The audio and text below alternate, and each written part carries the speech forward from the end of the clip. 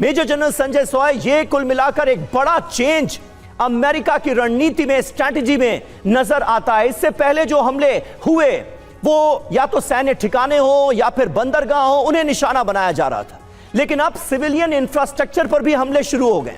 ये करके Donald Trump Iran को क्या बताने की कोशिश कर रहे हैं और इसका क्या फर्क पड़ेगा? नहीं, बिल्कुल समीर, बहुत अहम है यह सवाल, क्योंकि देखिए उनका इस समय में जो मुख्य मुद्दा लग रहा है वो स्ट्रेट ऑफ हॉर्मुज को कंट्रोल करना, वहाँ पर उनकी सैन्य क्षमता को ख़त्म करना। जैसे अभी दोनों बातों को मैं लिंक करूँगा क्योंकि दोनों चीज़ें लिंक्ड है, मिलिटरली भी और इसका इम्पैक्ट क्या होगा वो भी। देखिए बंदर अब्बास का आपने नाम कई बार लिया। बंदर अब्बास स्ट्रेट ऑफ हॉर्मुज के बिल्कुल बीच में पड़ता है और उसके पहले क्वेश्चन है और उसके आगे पड़ जाता है सिरिक आइलैंड, सिरिक, जहाँ पर वो लगातार सबसे ज़्यादा बम्बार्डमेंट कर रहे हैं। नॉर्थ में बुशर पड़ता है जिसके बगल में न्यूक्लियर साइट है। खर्ग आइलैंड वहाँ से 55 किलोमीटर दूर है, वहाँ पे कर रहे हैं लगातार हमला, उसको कमज़ोर कर रहे हैं। शायद खर्ग आइलैंड पर भी उनकी नज़र है। तीसरा पड़ता है साउथ में, जब जाते हैं तो छाबार और कोनाक में हमले कर रहे हैं। यानी कि पूरा जो एरिया है, फारस की खाड़ी या गल्फ ऑफ ओमान, दोनों को कवर करके कब्जा कर डिस्ट्रॉय कर रहे हैं उनके अटैकिंग क्षमता को। दूसरी बात, जो सड़कों पर और ब्रिज पे हमला कर रहे हैं, ये इनके मिलिट्री को दाएं बाएं रेनफोर्समेंट या रिजर्व को आने जाने से रोकने के लिए, या जहाँ पे हमले हो रहे हैं वहाँ पर resupply, drone, missiles, antiship missiles, इनको भेजने से रोकने के लिए, कम क्षमता कम करने के लिए। तीसरी बात, इसका असर क्या होगा? ये जो सिविल इंफ्रास्ट्रक्चर पर हमले हो रहे हैं, अब ईरान के भी हाथ खुल जाएंगे। अभी तक उन्होंने सिर्फ अमेरिका के मिलिट्री बेसिस पर हमला किया है, लेकिन ईरान ने वार्निंग दी थी अगर इस तरह के हमले किए गए तो मैं मध्य पूर्व के देशों के इंफ्रास्ट्रक्चर पर हमला करने से नहीं पीछे हटूंगा। तो यहाँ पर इस समय बड़ा सवाल उठता है कि क्या ईरान अभी ऐसा करेगा, कितना करेगा? यदि ऐसा होता है तो क्या मध्य पूर्व की रिफाइनरीज, उनका वाटर डिसैलिनेशन प्लांट या उनके ब्रिजेस सुरक्षित रहेंगे? ये सब, इसके ऊपर प्रेशर इनका फिर मध्य पूर्व से अमेरिका पर आएगा। ये दोनों की स्ट्रेटजी। इस समय में बात सिर्फ यह है कि कौन कितना लंबा युद्ध खींच सकता है। बिल्कुल, और ईरान ने कहां पर वार किया है उसकी खबर दिखाएं। इससे पहले चाबहार में अमेरिका की विध्वंसक वार को लेकर एक खबर है। चाबहार पोर्ट पर जबरदस्त मिसाइल अटैक हुआ है और ये समुद्री निगरानी टावर को तबाह किया गया है। और बता दें, एक हफ्ते में ये तीसरी बार है जब चाबहार पर हमला हुआ है। फार्स न्यूज एजेंसी के हवाले से खबर।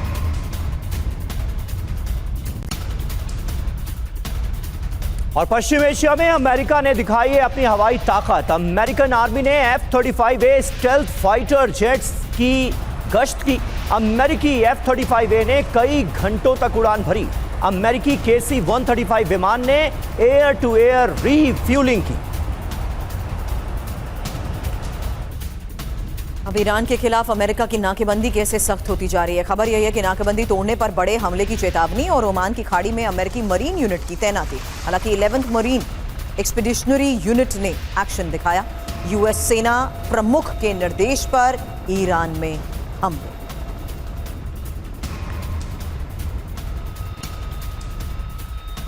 और वहीं ईरान के कई शहरों पर अमेरिका का हमला हुआ है। ईरान में इंफ्रास्ट्रक्चर पर जबरदस्त बमबारी की गई। अमेरिकी बमबारी में ईरान में भारी तबाही मची।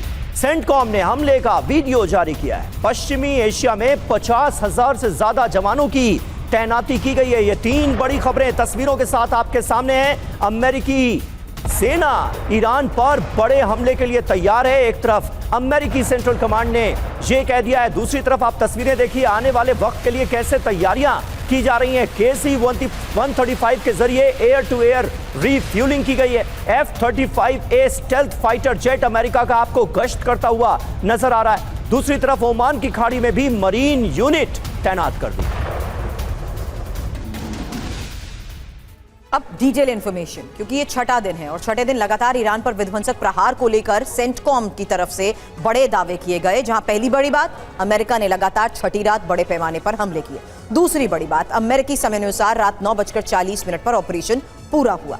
तीसरी बड़ी बात, तटीय निगरानी साइट्स, एयर डिफेंस सिस्टम पर अटैक। चौथी बड़ी बात, सैन्य, लॉजिस्टिक्स, इंफ्रास्ट्रक्चर, समुद्री सैन्य क्षमताओं पर हमले। पांचवी बड़ी बात, जहां अमेरिकी हमले में लड़ाकू विमान, ड्रोन और युद्धपोत शामिल, जबकि यूएस फौज ने हमले में सटीक हथियारों का इस्तेमाल किया और साथ ही ट्रंप के निर्देश पर ईरान की सैन्य क्षमताओं को कमजोर किया गया है। कमर्शियल शिप पर ईरानी हमलों के जवाब में यूएस की यह कार्रवाई है। मिडिल ईस्ट में 50,000 से ज्यादा अमेरिकी सैनिक तैनात हैं और यूएस सैनिक अलर्ट है, सतर्क है, युद्ध के लिए तैयार है और पूरी तरह सक्षम भी है। अब तिवारी सर, सवाल यह है, आप पहले भी कह चुके हैं, एक्सपर्ट्स ये मानते हैं कि डोनाल्ड ट्रंप ईरान को वेनेजुला ना समझे। दूसरा, समुद्री घेराव, डिस्ट्रॉयर्स, वॉरशिप की तैनाती, यूएस सैनिक अलर्ट हैं, 50,000 से ज्यादा यहां पर अभी भी हैं, और हवाई क्षमता जिस तरीके से वो बढ़ा रहे हैं, आपको लगता है डोनाल्ड ट्रंप सिचुएशन रूम में भी पिछले 2 दिन से जो 2 बड़ी बैठक कर चुके हैं, सैन्य विकल्पों को देखते हुए ये एक रोड मैप उनके सामने रखा गया, ये देखते हुए कि अगला फेज ऑफ ऑपरेशन कैसे होगा?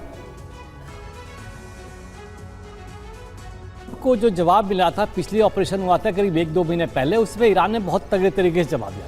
इस बार ये डील करके पहुंचने वाली थी। एक चीज़ तो सच्चाई मैं बताना चाहता हूं कि देखिए, ये वॉर अमेरिका का कभी रहा नहीं है।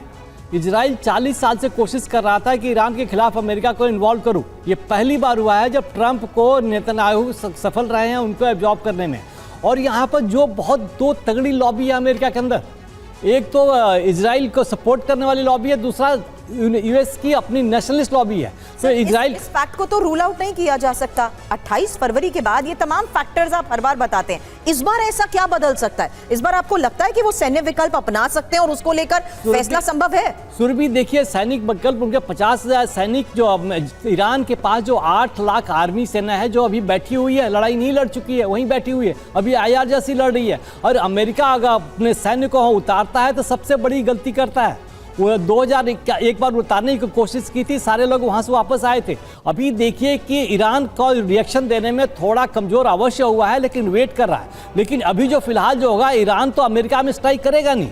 ईरान का तो मेन टारगेट यही पर होगा जो अभी सोरी साहब बता रहे थे कि गल्फ के देश में ही होंगे। अब ये कोई भी कोशिश कर रहे हैं ईरान को तबाह करें, लेकिन ईरान को ये खत्म करने में सफल नहीं हो सकते। ये स्ट्रेटेजी कर रहे हैं, डिस्ट्रॉय कर रहे हैं। अमेरिका हो सकता है कि ईरान की जनता को डिमोरलाइज करने की कोशिश करें ताकि वहाँ भी लोग इनके खिलाफ में आए और ये लड़ाई रोकने की कोशिश की जाए। लेकिन वो समय जा चुका है। ये अमेरिका का जो अटैक है वो राष्ट्रभक्ति की भावना ईरान में जगा चुका है। और ईरान जो है, ईरान इतना बड़ा देश है, इतना कैमोफ्लेज एरिया है कि सब कुछ तबाह करना अमेरिका के लिए इतना आसान नहीं है। इवन स्टेट ऑफ हॉर्मुज की बात कर रहा हूँ, अब टरेन देखिए, हॉर्मुज के किनारे ऐसे टरेन है, उनके पास इतनी करीब 1000 सब मिसाइल बोट्स हैं जो कहीं भी जा सकती है। कुछ समय तक अमेरिका अवश्य कंट्रोल कर सकता है, लेकिन लंबे समय के लिए कंट्रोल करना इतने इनके लिए संभव नहीं है। लेकिन सबसे बड़ा क्वेश्चन, सबसे बड़ी बर्बादी, ये 6 देश जो आप लिस्ट में दिखा रहे थे, इनका क्या होगा? इनको सामने आके सबसे बड़ा सवाल है कि GCC देशों को क्या अंजाम भुगतना पड़ेगा आने वाले वक्त में। बिल्कुल सही आपने कहा कि ईरान अगर हमला करेगा तो अमेरिका पर तो वो हमला कर नहीं सकता, तो मारे जाएंगे ये खाड़ी देश। क्या इनके सिविलियन इंफ्रास्ट्रक्चर भी आने वाले वक्त में ईरान के निशाने पर हो सकते हैं? ये अहम सवाल है। खाड़ी देशों पर ईरान का जबरदस्त हमला हुआ है। कहां हमला हुआ? कतर, बहरीन और कुवैत पर ईरान ने मिसाइलें दागी हैं। बहरीन में अमेरिकी बेस पर मिसाइल अटैक हुआ है। ईरान के हमले के बाद यहां पर जितनी भी उड़ानें थीं वो सब रोक दी गई हैं, उड़ानों पर पाबंदी लगा दी गई है। बहरीन को लगातार ईरान ने निशाने पर लिया हुआ है। अमेरिकी हमले के बाद एक बार फिर ईरान ने बहरीन पर फ्रेश अटैक्स किए हैं।